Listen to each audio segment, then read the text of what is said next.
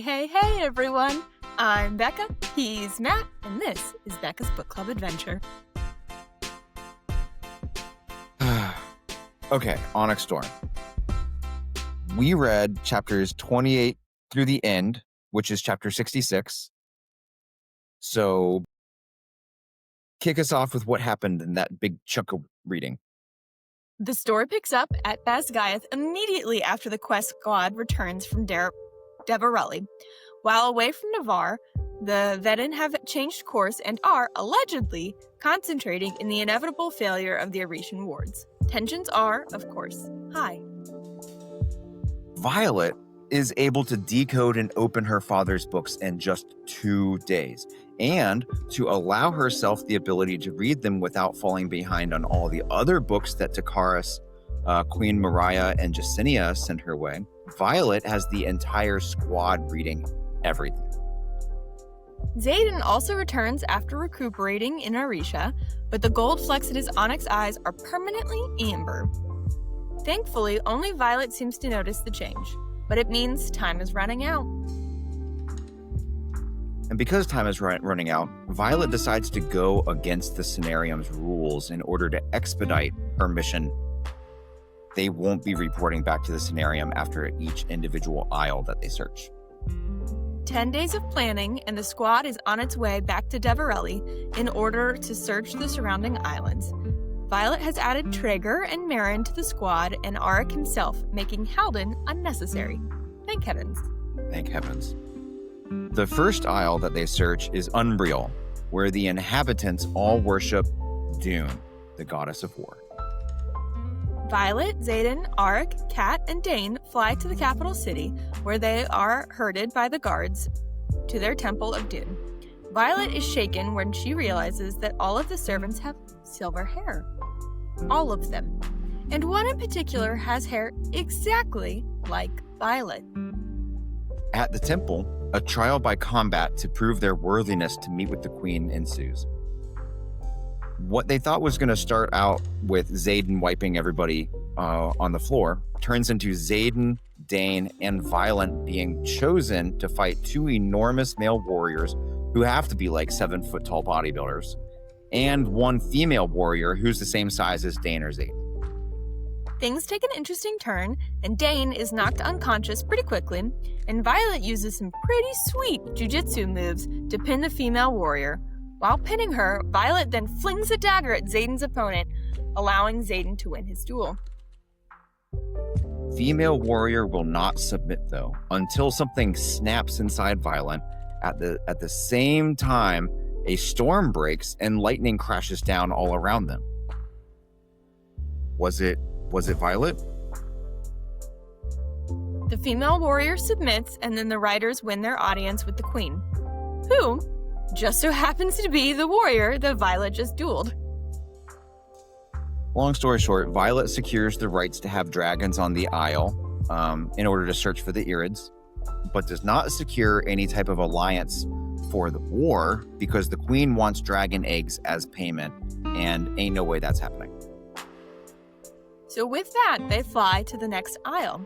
The Isle of Hedotus is an island built on the knowledge and peace, where they receive much warmer welcome from Faris, one of the Survivante, and his wife Talia and Xaden's mother. I listened, and I don't know how to say that word. Triumvirate? Thank you. Triumvirate. That's exactly what I heard. Triumvirate. All right. While on the island, the squad stays at Faris and Talia's home, and love begins to blossom between Kat and Trigger while they're there. The stay is uncomfortable, though, because Talia wants to know her son, and Xaden wants little to do with his mother that abandoned him as soon as she could. But he agrees to her dinner invitation, and as a peace offering, Violet gives Talia some of Talia's favorite almond to make for tea. Dinner is between the riders, Talia, and the Triumvirate, who are using the opportunity to test their guests' wisdom. The Triumvirate pick apart the riders' life choices, deeming them unwise at every chance. But it isn't until dessert is served that Violet's spidey senses start to tingle. She realizes that the chocolate cake is poisoned.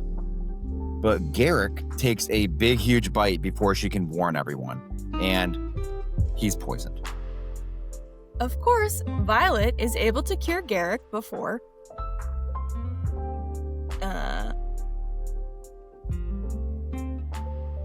Just read that. You're good.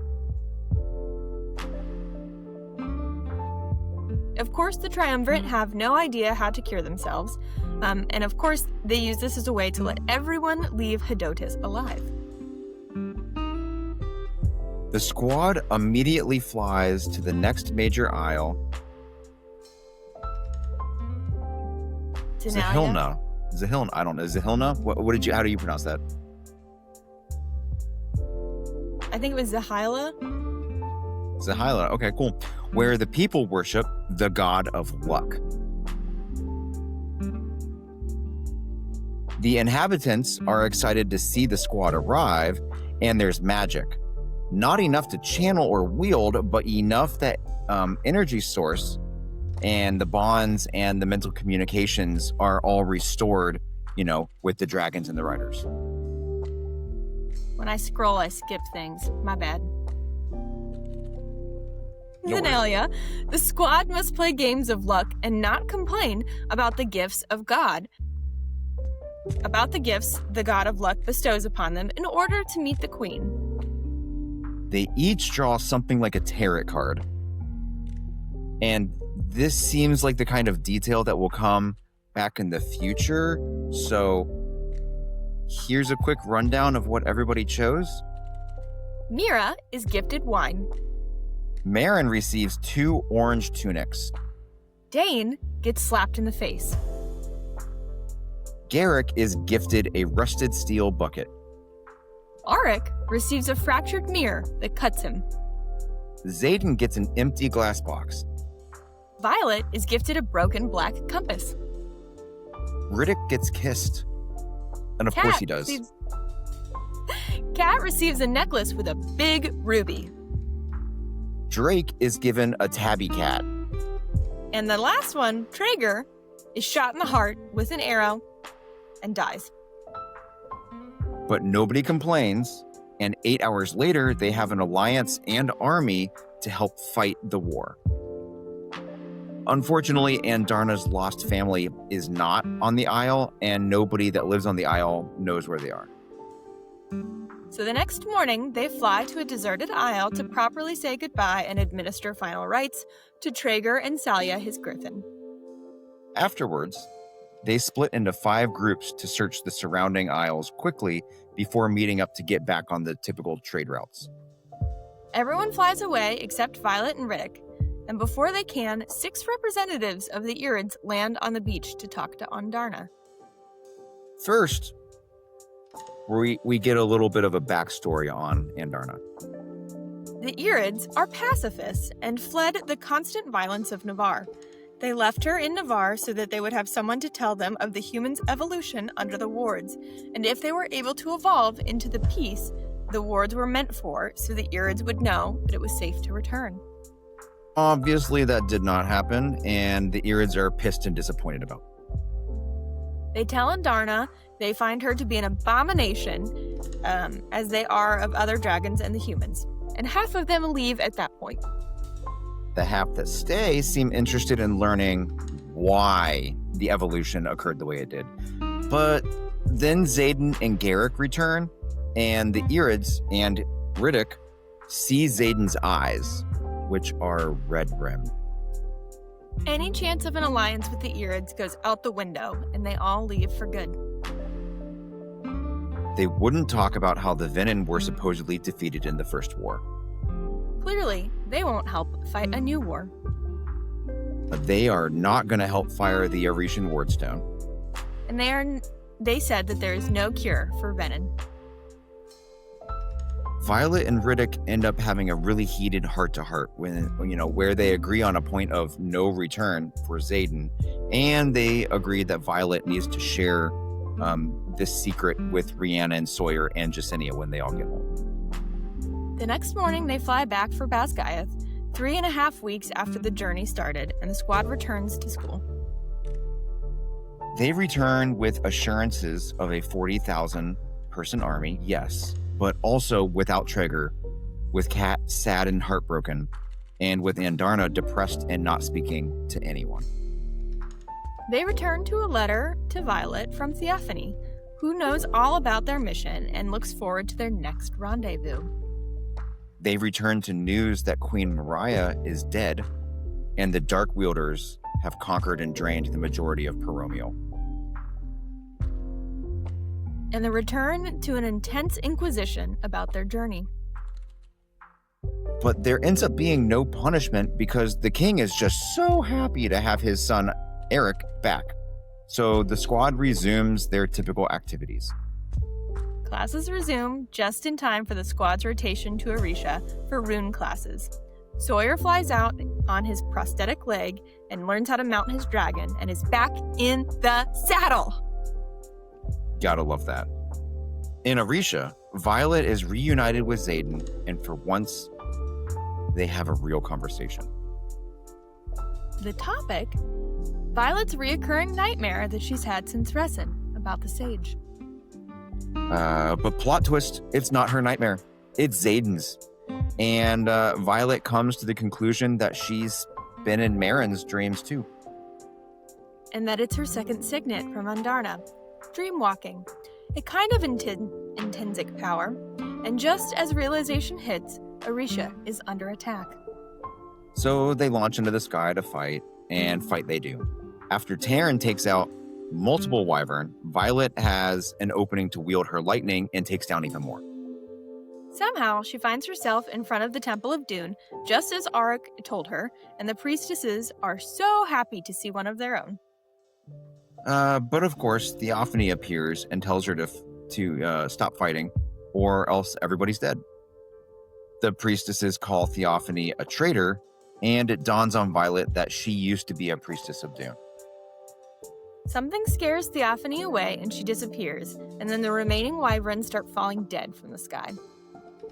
Because the wards are up.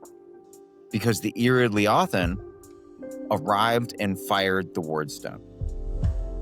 Specifically, he arrived to offer Andarna the chance to know the Irids, to know their ways and learn their magic. Violet only wants Andarna to be happy, so Leothan breaks the bond between Violet and Andarna, and she leaves with him. Andarna is gone. Violet doesn't die because of her bond with Taryn, but she's really broken all the same and spends the next 4 or 5 days in bed, unable to function while the rest of Orisha celebrates victory. Mira and Brennan do their best to nurse Violet, and eventually Violet gets out of bed about the time Mira and Brennan have a fight over information Mira discovered, and Violet starts putting the pieces together. It seems that Violet was taken to Umbriel by her father when she was a young child and dedicated to the Temple of Dune, which is why her hair is silver tipped, but not completely silver. And then Mira finds out about Xaden's venomousness and is pissed. She leaves Orisha and heads back to the front. Andarna may be gone, but the dream walking ability somehow remains. And Violet is starting to get better at it. After one of Xaden's nightmares, Garrick knocks on the door with bad news. Theophany has Mira at Drathis, and she'll die if they don't come with her brother. So they fly to Drathis to meet Theophany. On the way, they see Auric flying south away from the battle. They meet Theophany on the field outside the city where she is holding Mira prisoner. Then Garrick arrives with Jack Barlow, who apparently is the brother that Theophany mentioned. Instead of playing nice, Theophany slits Mira's throat and throws her dagger at Jack before the wyvern hauls her to safety. You gotta love when we're concisely summing this up, just the boom boom nature of. Anyway, Sloane arrives on the field with a package for Violet from Eric, which is from the Temple of Dune. Eric said she would need it And then, with Sloane's help, Brennan mends Mira, saving her life. As the battle gets started at Dreythus, we'll focus on just two parts: Violet versus Theophany, and Imogen's part in defending the city itself. All right, Violet and Bodhi wait for Theophany to come back to confront Violet, and they don't have to wait long. She does exactly that. Bodhi tries to counter her signet lightning, but it doesn't work because Theophany is not a lightning wielder. She's a storm wielder. I guess it's just Violet and Theophany. Violet and Theophany alternate between hand-to-hand combat, aerial combat, and a battle of wits in time, all within the storm that Theophany creates. While Violet chases Theophany down, Imogen, Bodhi, and Dane take to the skies and battle Wyvern and Duck wielders in a combination of gnarly dragon tactics and hand-to-hand combat. It's working, but Venom are also on the ground, and they're starting to infiltrate the armory where Quinn is. Imogen and Dane dismount and work their way into the armory. Imogen takes out two dark wielders, but not in time to keep Quinn from being stabbed in the chest. Instead of being able to save her, Imogen watches her best friend die in her arms. And Quinn goes to be with Imogen's mom and sister. Can I tell you how many times I had to read this to figure out whether or not Imogen was the one who put the dagger in Quinn? I was so confused. It was. I'll agree with you. It wasn't super clearly written. Garrick finds them just as dark wielders begin draining the city and shifts them back to safety. Because he's a distance walker, which is just a little detail. Anyway, eventually, Violet flies into sunlight as Theophany lessens the storm in order to make it harder for Violet to wield lightning. And then Taryn is captured with a net, and the two have a crash landing. While Taryn struggles to get free, Violet opens the package Auric gave her, and Theophany lands and stalks closer. The package contains a dagger and a piece of marble from Orisha's Temple of Dune. If anybody, Becca is not stupid. In the show notes that I have there, Theophany is totally not spelled anything. That's not a word. Anyway. I thought it was a character that I missed, and I was like, oh shit. In a nearby canyon, Xaden and Sigale are also trapped with a net, but not by Theophany, by Berwyn, who is the sage that Xaden apparently didn't kill when he became Venom. Okay, so he's captured by Berwyn, but there are also three other dark wielders and the Navarian traitor, General Panchek, who apparently had been selling information to Berwyn this entire time. But Xaden refuses to let this be the end. He draws from the earth and darkness spreads as he kills the dark wielders and knocks Berwyn unconscious and dispatches Panchek. No longer a mere initiate, he lets his power search for Violet. As Violet and Theophany discuss how Theophany was a priestess of Dune back on Umbriel, but left it to become a god instead of just worshiping a god, Xaden covers their entire area in darkness. Violet uses the gift Auric provided in the strike in the dark, just as Andarna appears to defend Violet. Violet strikes with the Dune dagger and kills Theophany and promptly passes out from burnout. Our story comes to a close 12 hours later as Violet awakens in Orisha. Her memory of everything since she passed out fighting Theophany is gone. Her left arm is shattered, and she's wearing a wedding ring. There's also a note in her pocket from the Temple of Dune, confirming her marriage to Xaden. But that bond is completely gone, because Xaden is gone.